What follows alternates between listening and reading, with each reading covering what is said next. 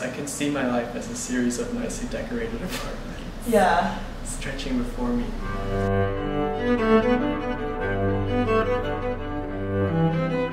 Alright, hi, I'm Sebastian. Welcome to our house. We've lived here now for like less than a month and we're still hanging stuff, but we think it looks pretty cool. I'd love to show you around. I think the thing that my roommate and I are most proud about is our collection of mid-century modern furniture. We paid a total of $10 for all of this furniture, the chairs and sofas at least. The two orange ones are by Ray and Charles Eames. They're from the 50s and they were in a community college in Bucks County until they were at some point discarded and a friend of ours found them on the street. The couch is by Noel. It's also from the 60s and we found it in, or rather my roommate Justin found it in a dumpster at Penn over the summer. Then we have these chairs, also from the 50s or 60s by Harry Bertoya. They have this beautiful metal framing and a kind of egg shape, and they're just so cool. And we honestly love the design most, but the other thing about these pieces of furniture is that they're just super valuable. Like they're for sale in New York dealerships for like $5,000 each, $10,000 each, and we're just like, Penn throws the stuff away like crazy. Justin got 4 of them for $10. These chairs are from a thrift store in the main line in the suburbs. I believe they were $20 for the 4 of them. I love them because they're super kind of rustic and they don't go with this apartment at all, but there's something that I find so cute about them. So some of the stuff is obviously free. I mean, we have a bad habit of taking signs around campus that are starting to fall off. We were random roommates in freshman year and took this during our sophomore year from the room we lived in the tip of the nip in the quad. This is from Fisher, where I've worked while I've been at Penn. This is from the Penn Museum, and this is from Van Pelt. So if you're watching this from the administration, you can't have any of it back.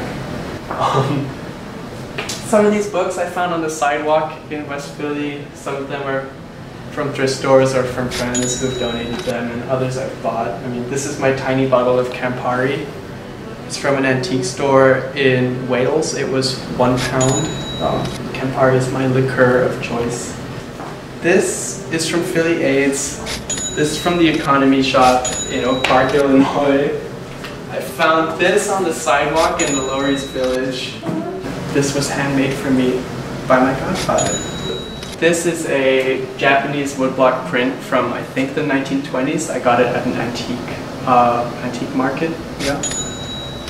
I think it's worth more than I paid for it. And then this is just something that my roommate found. It's a New Yorker cover from the early 50s when a lot of this furniture is from. And on the back side of the cover he found this ad for the Saarinen room chair. And Eero Saarinen is one of the only designers we don't have a piece of thrown out furniture from. So when Penn finally throws out the womb chairs in Van Pelt, we will be there. I'm also an architecture student, so I feel like there's a connection to space that comes with that like you just need to create. It's like architecture is about creating these spaces and worlds and moments, so being able to like decorate your home in a beautiful way is kind of playing into that on a tiny scale. Yeah, I mean, I think it's a totally like absurd microculture that happens here where like free and for sale is this amazing organic thing where no one is like, nothing goes to waste in a way. Like things go up for sale and 10 minutes later they're gone, and it's like there's a certain continuity to that I think is not present in like the fully adult community, like where people aren't exchanging with other students in that way. So I think it's a really special thing, and it's a nice antidote to that wasteful nature that people can have around here.